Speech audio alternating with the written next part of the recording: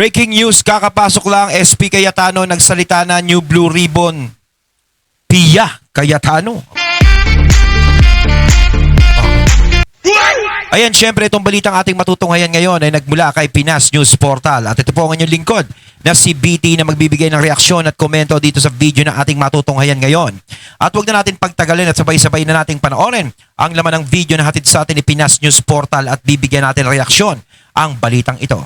Pasok! SP, yung inaabangan ng iba yung chairmanship ng Blue Ribbon Committee, bakit wala? Because nga, we wanted a bigger majority and we want to move forward na hindi confrontational pero lumabas lahat ng totoo. So we're considering everyone. We're considering Senator Marcoleta but we're also considering someone else. O sabihin ko na, we're considering Senator Pia. Diba? And then, dati, Take note po ito ha. Ito. Ayun, syempre bago natin simulan ng video ito, nais ko nga pala magbigay ng credits dito sa boses at video na matutunghayan natin ngayon at bibigyan ng reaksyon walang iba kundi si Banat Bay. Syempre huwag niyong kalimutang suportahan ang channel ni Sir Banat Bay, mga katunay, pakibisita po yan at huwag niyong kalimutang mag-subscribe at mag-follow para maging updated po kayo sa mga vlogs, reactions at sa mga balita na hinahatid sa atin ni Sir Banat Bay. At syempre huwag niyong kalimutang suportahan ang mga idol natin, Banateros, at isa dyan, si Banat Bay. Ipagpatuloy natin. Galing ho din sa talaba natin dyan. Hindi po yung support na Tweety Bird ni Palsis. Ito po sa sa talaba natin ang galing din. Talagang alam mo, ang gusto sana talaga nila, kahit po I think si SP nabanggit din ata nung isang talaba ko. Gusto naman talaga si Marcoleta sa Blue Ribbon. Ngayon, ayaw ni Marcoleta. Ayun! Hindi ko alam kung bakit ayaw ni Marcoleta. Honestly, hindi ko alam kung anong dahilan niya kung bakit ayaw niya sa Blue Ribbon. Ay, ayaw nang bumalik ni Senator Marcoleta sa Blue. Sayang naman. Kasi sa totoo lang, no, si Senator Marcoleta, nung napunta siya sa Blue Ribbon talaga, lagi ko nga sinasabi na nakita natin na magkakaroon ng way. Nagkakaroon ng way yung mga investigasyon, lalo na dyan sa flood control project na yan. 'Di ba? Bakit kaya ayaw niya? Anong dahilan? Bakit? Why? Why? Delilah. Pero tingnan nyo, lalabas sa mga balita yan na itatanggi niya yan. Hindi, sabihin tatanggi. Sasabihin niya na hindi niya gusto. We would rather be a different chairman sa Blue Ribbon. I hope he would change his mind. Senator Marcoleta, if you're listening, ito na yung pagkakataon mo eh. Kasi ang pangit, banatan mo si Lacson, di ba, na parang sablay, ganyan-ganyan. Tapos, ikaw naman ang pinaka-the best na maupong Blue Ribbon Committee dyan. At sinasabi mo, ba't di pa Kasi sa totoo lang talaga, no? Bagay na bagay kay Senator Marcoleta ang pagiging chairman ng Blue Ribbon Committee. Bagay sa kanya yung committee na yan. Yan talaga ang pinaka-aporte niya. Kumbaga, di ba, nakikita naman natin kung paano makipagbakbakan sa Senator Marcoleta. Kung paano niya ipaglang, kung paano siya Nakita naman talaga lang sa Kongreso pa lang eh. Kaya ako napabilib sa Kongreso pa lang, napabilib na ako ni Senator Marcoleta eh. Ngayon parang nagbago yung isip niya na parang ano pa to, bakit siya umaatras? Bakit may iniiwasan ba? Okay, natatakutan na. Siguro hindi naman ganun. No, alam naman natin na talagang si Senator Marcoleta eh matibay yan. Sa Kongreso nga hindi matibag-tibag yan eh. Mag-isa lang yan pero talagang sinasalag niya lahat. Pero bakit dito? Anong naging dahilan? Ano yung malalim na dahilan ni Senator Marcoleta kung bakit ayaw niya tanggapin ang Blue Ribbon Committee? Si Romualdez, ba't di patawag si ganito? Tapos biglang nung may oportunidad na ikaw yung magpatuloy nung hearing na yon sa Blue Ribbon at ipatawag si Romualdez, biglang sasabihin mo, ayaw mo. I mean, hindi ko makita yung logic doon unless somebody would explain it to me. Pero yung kasi siguro baka hindi na kaya ni Senator Marcoleta yung bigat. Parang gusto niya lumabas na lang. Ano na lang ako dyan kasi kapag ikaw nasa Blue Ribbon talaga, madami kang makakabangga dyan eh. Pero si Senator Marcoleta, mga katunay, sanay sa ganun eh. Bangga kung bangga eh. Diba? Gaya nga na sinabi ko kanina, kahit nga mag-isa lang siya eh. Diba? Ano bago? Sana magbago nga yung isip niya, no? narinig ko how true, Senator Marcoleta, ayon sa aking talabas dyan sa Senado, how true is it na ayaw mo ang Blue Ribbon Chair? Kaya nabanggit dito ni Cayetano, si Pia Cayetano. Kasi si Pia Cayetano, abogado yan. At okay din. Pero sa akin, okay din yan ha. Si Pia Cayetano ha. Bilang Blue Ribbon Chair. Lalong-lalo na nakipagsigawan siya kay Matibag. Hindi, totoo yan. Oh. Maganda rin naman dahil alam natin abogado. Sa totoo lang talaga, kung ikaw pwesto ka dyan sa Blue Ribbon, dapat talaga mas maganda is abogado. Hindi abogago. Kasi kapag abogado ka, mas marami kang alam eh. Diba?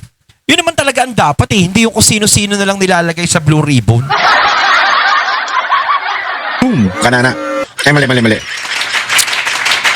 Senator Pia, pagkasakasakali lang ikaw naging chairman ng Blue Ribbon. Agad-agad ang imbestigahan ang Senate siege. Yan ha. Imbestigahan natin ang Senate siege. Sinasabi daw nila yung Senate siege parang parang script lang eh.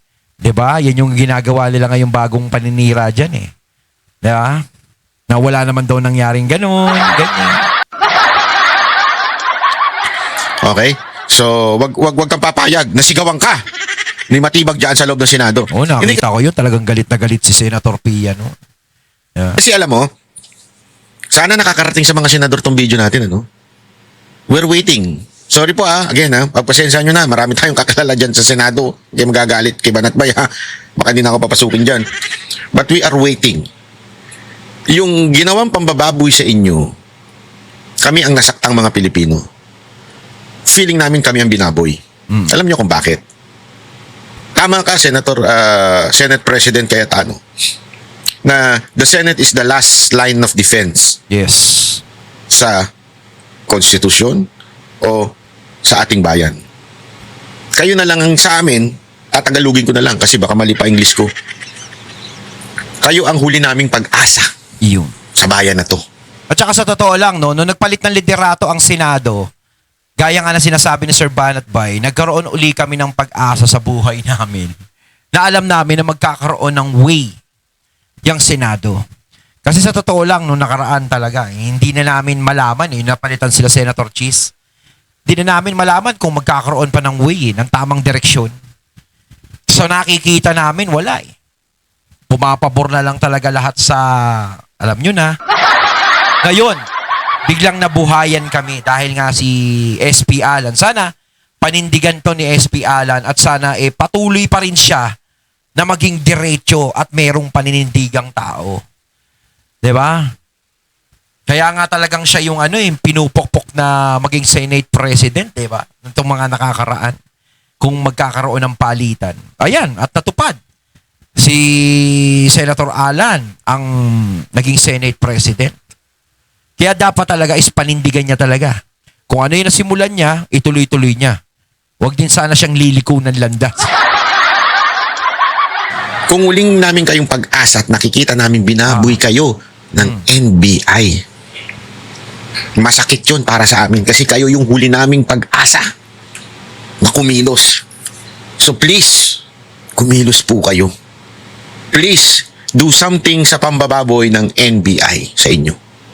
Flood control lang. Now we have to investigate yung ginawa ng NBI. So sa rules pa namin bibigay yan sa Blue Ribbon, di ba? So it's getting more complicated because nga of the events last week. Having said that, kung panay ganyan yung issues, kawawa ekonomiya natin, kawawa si Juan de la Cruz. So, Sir, bakit po SP hindi si Senator Marcoleta sa Blue Ribbon? because all of us agree na sabay-sabay ang problema sa bansa.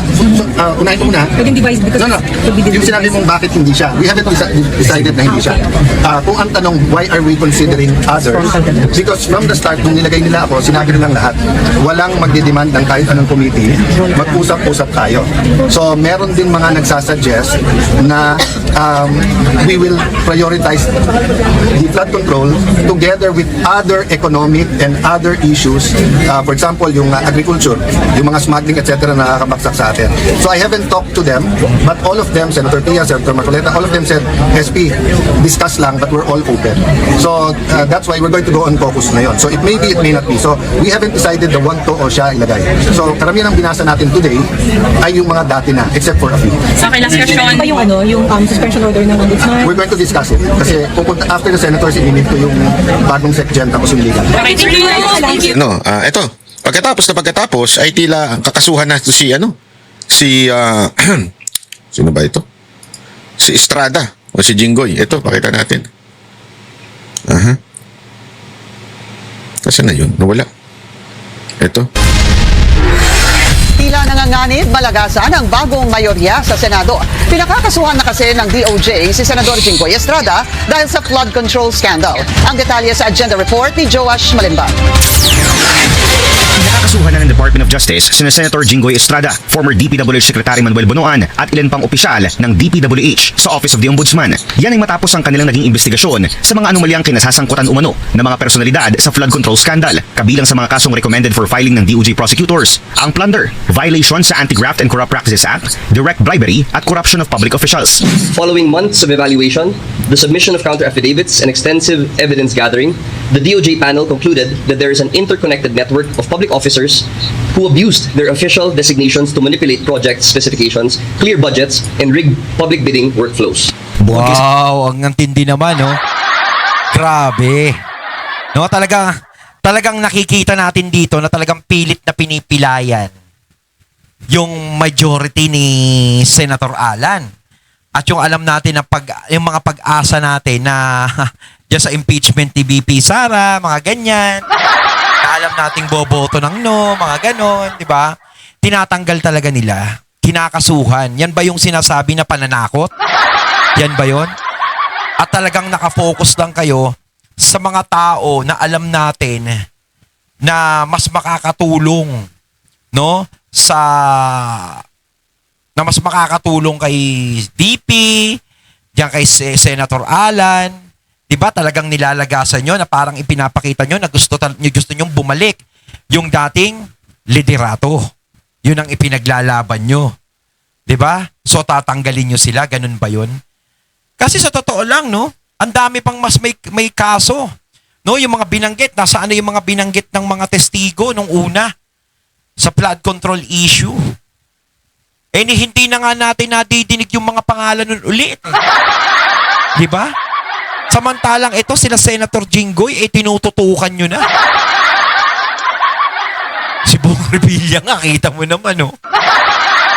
Parang nagulantang siya, no? Yung mga binabanggit na nga, hindi naman siya masyadong nababanggit sa tapos biglang siya pa inadampot.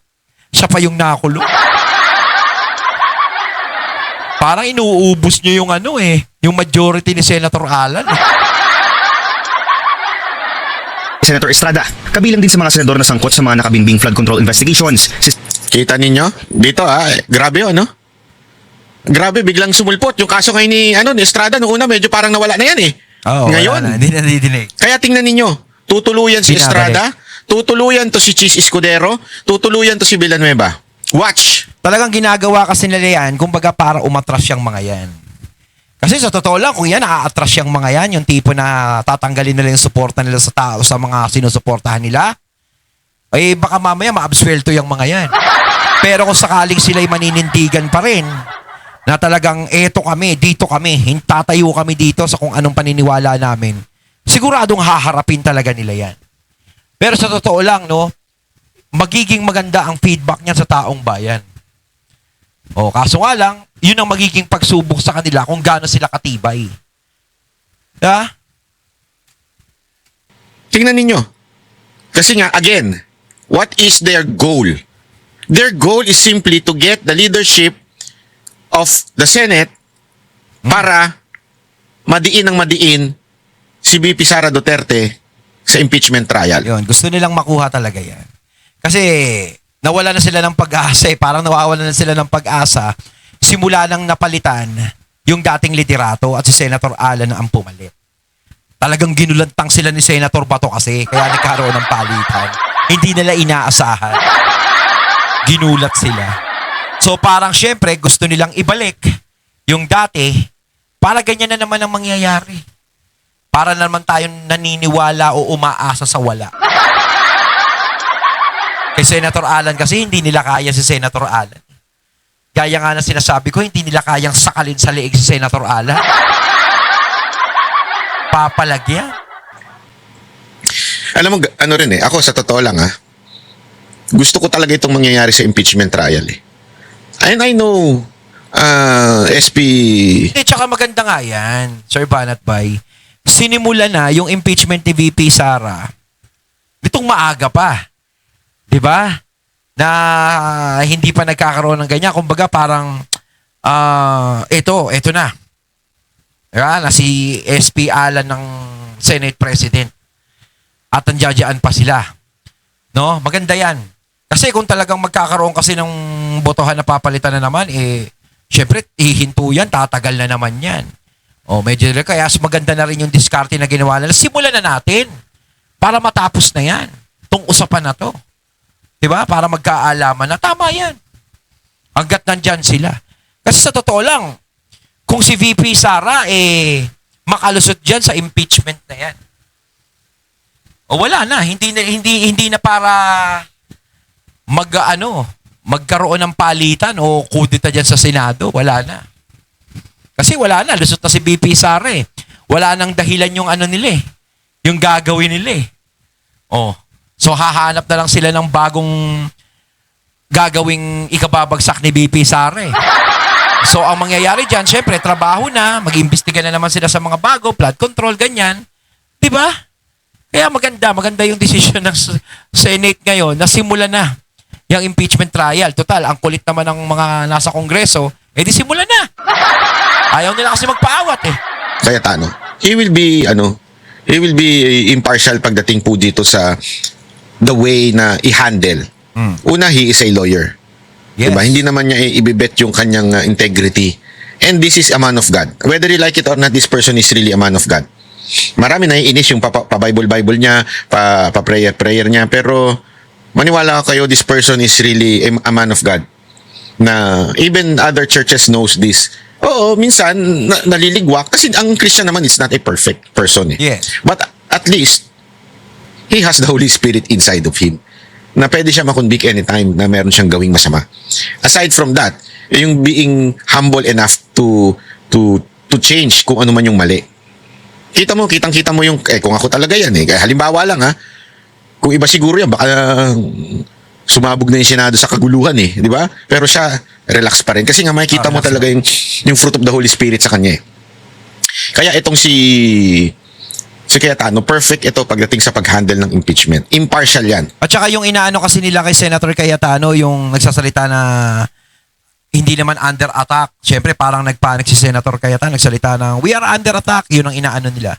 Tapos sinasabi ng iba parang na hindi naman under attack ang Senado. Siyempre hindi naman natin masisisi sila na mga nandiyan ang naiwan sa building ng Senado 'Di ba? Siyempre pag nakakarinig ka ng mga ganung putukan, siyempre kakabahan ka.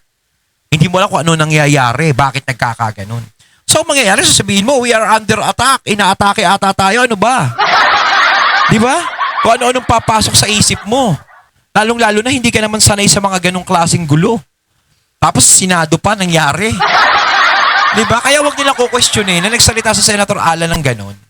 Tapos sabihin nila, hindi totoo yan, gawa-gawa lang yan, under attack, di naman under attack. Siyempre, parang nag-i-emosyon niya yun Di ba? Nagpanik Pakikinggan niya talaga kung ano yung argument ng prosecutor and makikita talaga natin. And ako, I really believe dito sila nagkamali. This is the worst kind of pagtitira o paninira nila kay BP Sara Duterte. Worst to.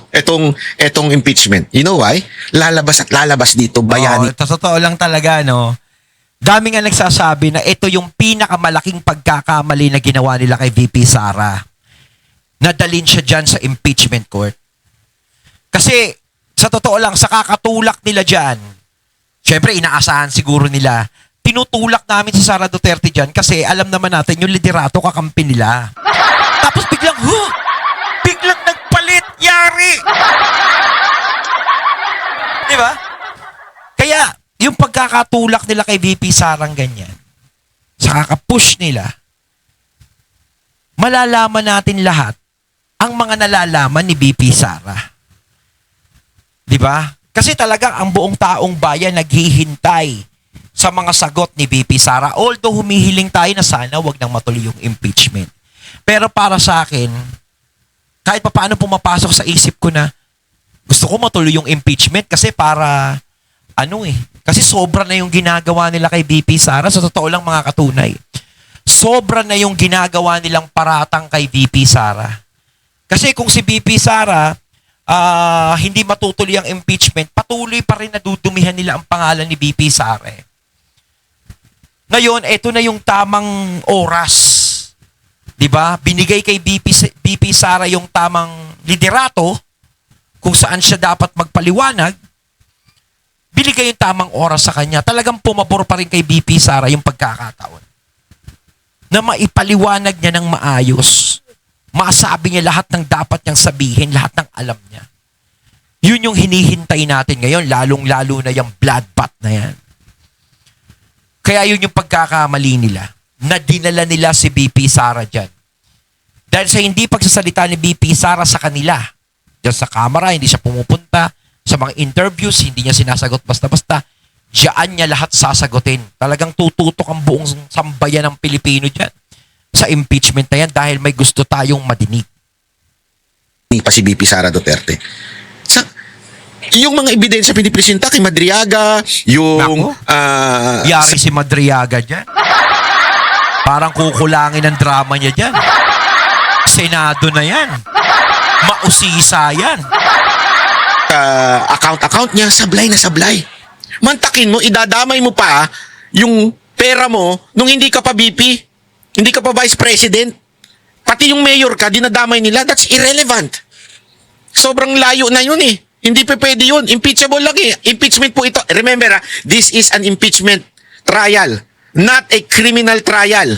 Yes. Kung criminal sana pinag-uusapan natin, pwedeng idama yung lahat ng ginawa mo nung nakaraan. Ito impeachment, ibig sabihin, during the vice presidency of Vice BP Sara Presidency. Duterte.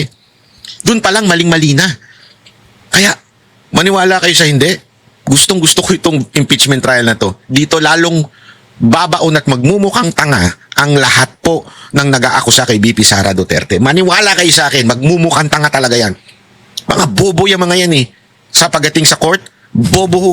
Yung style ni Madriaga, hindi papasayan sa korte. Eh dito pa. Remember, sa korte nga, bawal ang camera eh. Dito, public. Patay ka dyan. Kaya exciting ho ito. Ayun, at ating nato ngayon ang video na nagmula kay Pinas News Sport at syempre nato ngayon natin ang boses at video na binigyan natin ng reaksyon na nagmula kay Sir Banat Bay. Kayo mga katunay, ano masasabi nyo tungkol dito? Comment lang po kayo sa comment box. So once again, I'm BT and I'm out. Peace.